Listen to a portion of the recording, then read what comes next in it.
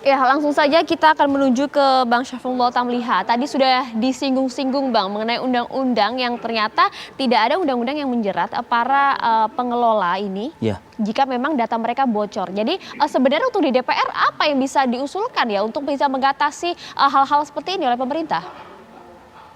Ya, kita sepakat dengan Kementerian Komunikasi Informasi bahwa kita perlu rancang undang-undang perlindungan data pribadi atau RUU PDP.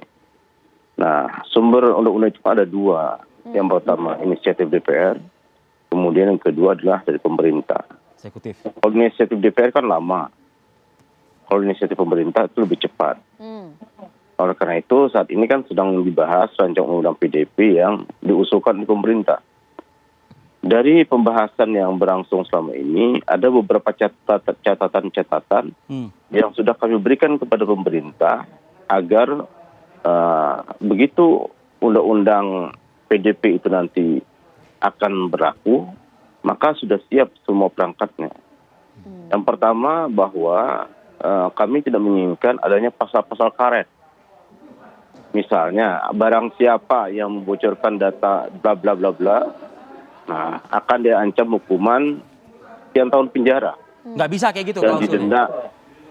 Ya, itu salah satu catatan dari DPR.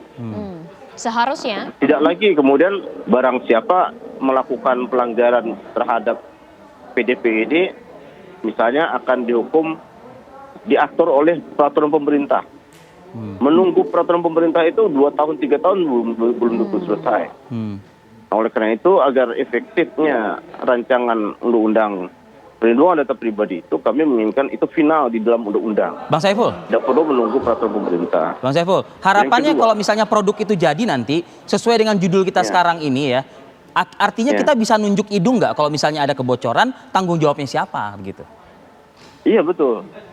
Nah, kita juga sekarang kan ada beberapa data yang sangat sensitif yang akan dituntaskan tahun ini. Yaitu data terpadu kesejahteraan sosial. Itu akan dituntaskan oleh Kementerian Sosial dalam tahun ini.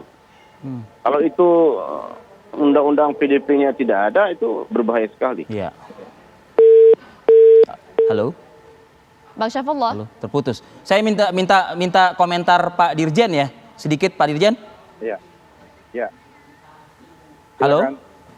Ya, saya dengar. Ya, silakan Pak. Ya, jadi kalau terkait dengan pasal-pasal, kalau jadi ada terkait pasal kejahatan itu pasti ada dalam undang-undang karena itu nggak bisa kalau terkait kejahatannya.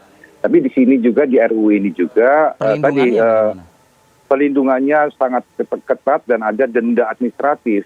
Saat ini pun kami menangani, jadi seperti tadi yang dikatakan oleh Mas Pratama, kita menangani kasus-kasus itu, tapi hanya sampai merekomendasikan perbaikan sistem. Tidak ada kita yang kemudian bisa dilakukan tidak ada. Konkret, Nah, ya? kalau di undang-undang ini tuh ada efek jera supaya mereka lebih lebih meningkatkan sistem keamanan di platformnya. Tapi jangan itu pasal ada, karet gitu loh yang yang digunakan. Saya rasa kalau karetnya tidak, karena dipisahkan antara administratif, maksudnya pelanggaran administratif dan pelanggaran. Jangan sampai nanti kita rame-rame lagi Pak Dirjen kayak undang-undang ITE kan gitu kan, banyak pro dan kontra soal pasal karet gitu. Enggak, karena yang jadi di sini diatur pelaku aktor kejahatannya juga ada di pengaturannya. Jadi tapi juga platform-platform yang lalai melakukan pelindungan data pribadi dalam pengendaliannya juga dikenakan sanksi administratif. Jadi langsung bisa menunjuk hidung siapa yang kemudian yang bisa dipertanggungjawabkan. Sampai sekarang pun kami pun sudah melakukan ini sudah bisa menunjuk hidung, tapi tidak bisa melakukan efek jerahnya. Baik, oke.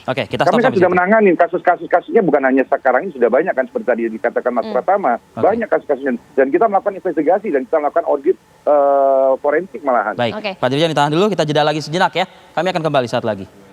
Ya, langsung kita lanjutkan ke Pak Syafrullah. Pak Syafrullah, kalau tadi kita lihat kalau kita membahas undang-undang nampaknya masih cukup lama prosesnya. Tapi untuk saat ini yang bisa dilakukan seperti apa pemerintah? Ada lebih dari ratusan juta data warga kita bocor. Ya, kita berharap tahun ini undang-undang PDP ini sudah disahkan menjadi undang-undang gitu. Agar ada kepastian hukum di negeri ini. Nah, ini tergantung pada Pak Zimi sebenarnya, Pak Dirjen Kominfo ini. Apakah bisa mempercepat atau memperlambat. Kalau mempercepat ya pasal-pasal karet tadi kita harapkan itu bisa selesai. Yang penting itu kan hak dan kewajiban. Hak dari seorang pemilik data, kemudian kewajibannya sebagai pemilik data itu harus dipenuhi di dalam undang-undang itu. Dia memiliki hak misalnya untuk tidak mau data pribadinya itu disampaikan kemanapun gitu. Atau dia merahasiakan data pribadinya masing-masing.